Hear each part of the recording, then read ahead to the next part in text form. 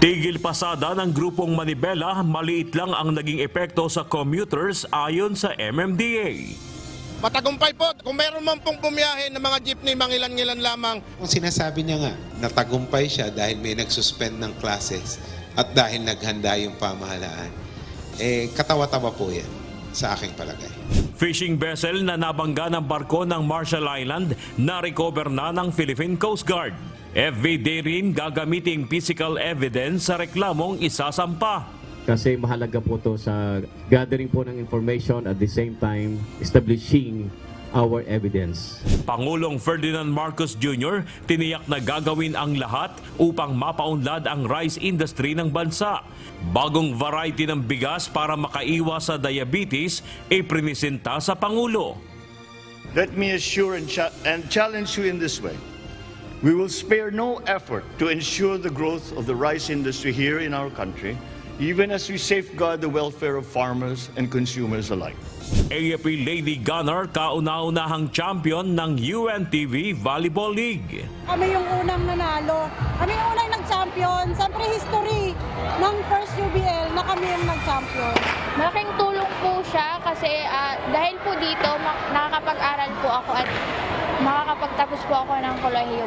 Sobrang saya po kasi nag-effort po sila para tulungan po yung mga beneficiary po ng team nila. We're looking forward na sa mga susunod po na season natin ay mas marami pa ang atin pong makakasama na maglalaro ng mga teams. Nagpapasalamat po ako sa lahat ng mga nanonood at patuloy na tumatangkilik sa mga nag-subscribe sa UNTV Sports.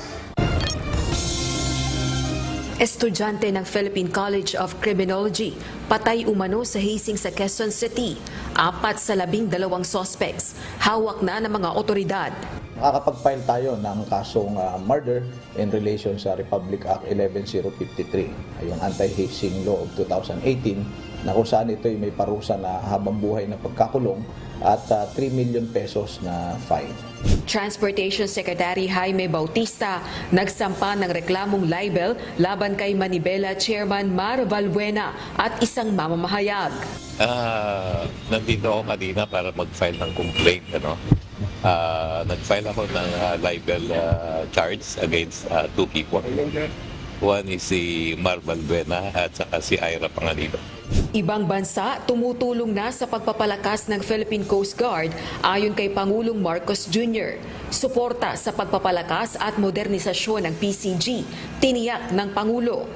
The Philippines is lucky as we have many friends around the world and marami sa ating mga kaibigan na karatig bansa at kahit na yung galing sa malalayo ay tinutulungan tayo para pagandahin at patibayin ang ating Coast Guard. Hamas at Israel nagsisisihan kasunod ng pagsabog sa ospital sa Gaza na ikinasawi ng nasa 500 tao. On October 17th, Islamic Jihad destroyed a hospital in Gaza when a rocket aimed toward Israel misfired and landed in Gaza. Implementasyon ng Maharlika Investment Fund sinuspindi ni Pangulong Ferdinand Marcos Jr. 75 billion pesos na kapital na inilagak sa MIF dapat munang bawiin ayon sa isang senador. Ang tanong ko kumikita ba ng interes yun? Dapat isinangtabi lang nila within their funds yung dapat ibigay o earmark lamang yung dapat ibigay sa Maharlika Investment Corporation. Ba't nila ginawa yun nang niwala pang nahihirang na CEO at mga members ng board at niwala pa IRR. Masyado naman yata sila nagmamadali nung ginawa at pinagpasahan nila yun. 2 sa 4 na suspect sa pagkamatay sa hazing ni Aldrin Lery Chua Bravante umaming kasama sa initiation rites. 60 palo tinamo ng biktima. Well, nagbigay ng extrajudicial confession yung 2 doon sa 4 na hawak natin, assisted by their counsel of their own choice, and yun nga, kinumpirma nila na talagang nagkaroon ng initiation rights at may mga binanggit din silang mga personality kung sino yung mga naroon. Diablo X Phantom, umami na siya umano ang nasa likod ng hacking sa government websites. Sa lahat po ng tamaan ng data leak sa paggalaw ko, humihingi po ako ng tawad para sa may-ari ng Gmail account na nahako at na-expose dahil gamit ko sa pag-leak ng data ng PC.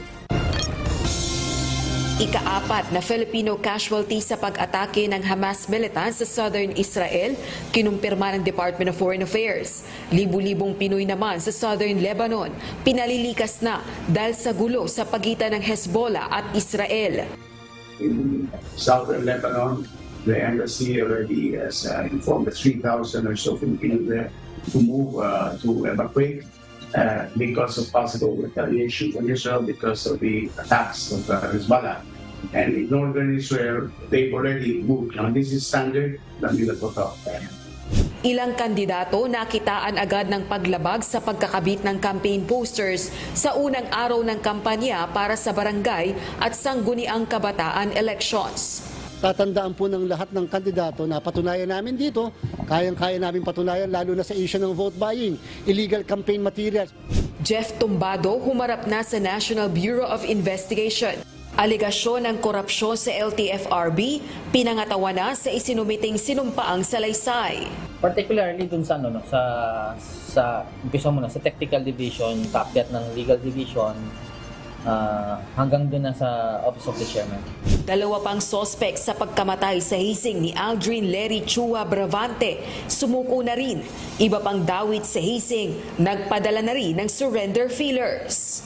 Gusto po matuwa po, so walang dito po, hindi po enough eh. Kung hindi po lahat po sila mahuhuli, hindi po enough eh. Tuloy-tuloy pa ang pag-iimbestiga natin at yun namang mga tao na nasa custody natin ay patuloy na nagbibigay ng mahalagang impormasyon para mapabilis natin na ma-solve itong kaso na ito. Maharlika Investment Fund ipresenta ni Pangulong Ferdinand Marcos Jr. sa Arab business leaders. Nilagda ang investment deal sa pagitan ng Pilipinas at Saudi Arabia, umabot sa $4.26 billion. At the forefront of these opportunities is the recently launched Maharlika Investment Fund, the Philippines' first ever sovereign investment fund designed to drive long-term economic development through increased investments in high-impact sectors. Pagbabaklas ng illegal campaign materials, aaraw-arawin ng COMELEC kung kinakailangan. Laban sa vote buying, susunod na tututukan.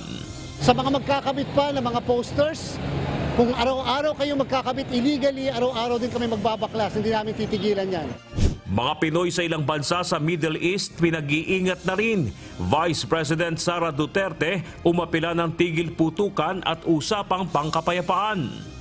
Ako'y nananawagan sa aking mga kapwa Pilipino na ipahayag ang isang tigil putukan at dalhin ang usapin ng kapayapaan sa mesa.